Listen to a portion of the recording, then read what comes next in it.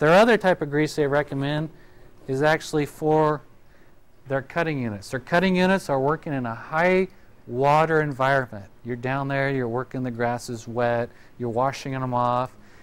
Instead of using a grease like this that kind of just moves out of the way, it'll actually absorb water and it doesn't repel water, they're saying use their special purpose corn head grease. And corn headers run in a high moisture environment, and this grease has no tackability. It's almost like an oil. If I put this in here, like up here on the shelf where it's about 90 degrees, this stuff will actually start running out of the tube. It's like almost a semi-fluid grease. When I put this in a real unit, when it gets a little bit warm, it flows back into the bearing versus being thrown out of the bearing and staying there. And so they want you to use a semi-fluid grease that continuously floods back into the bearing and it repels the water. It doesn't absorb the water, so it doesn't get washed out by the water, and when it gets warm, it flows back into the bearing and protects the bearing. So yes, there is a difference, and yes, you may end up using two greases on a machine. This is CarQuest General Purpose Lithium Grease. This is what we call the low quality, almost a black label grease. It's probably fine for general purposes. If I've got a piece of equipment that costs a lot of money that's working in a super harsh environment, I probably don't want to go buy Kmart or CarQuest brand general purpose grease and put it into my reels. It's not going to have the water washout abilities I'm looking for. Buy your grease from a reputable dealer and look at the little sheets that they have and what is it used for? What is its purpose? Why would I want to use it in this application? Does it resist water? Does it resist being pushed out? And so you have different needs for different greases. That doesn't mean you need to have 8 greases on your shelf, but you should probably have at least 2 minimum. One for those environments that are really wet that you want to flow back in, and one for pins and bushings that are slow moving but high pressure points.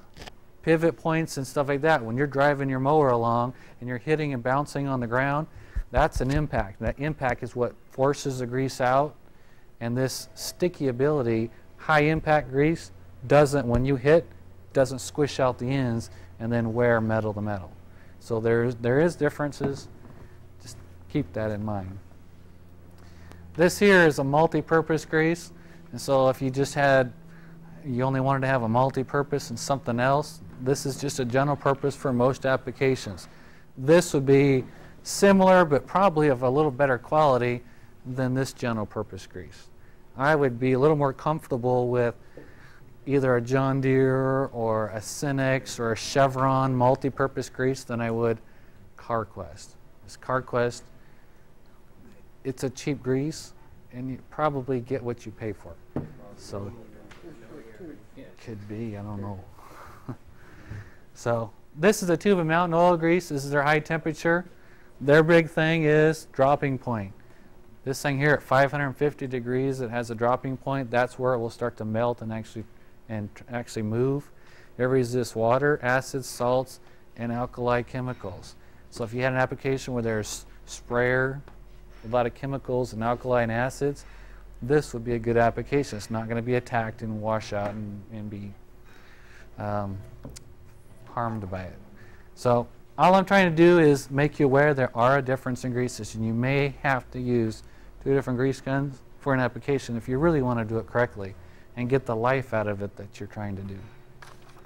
This one here is a brochure for environmentally friendly products. This is actually biodegradable.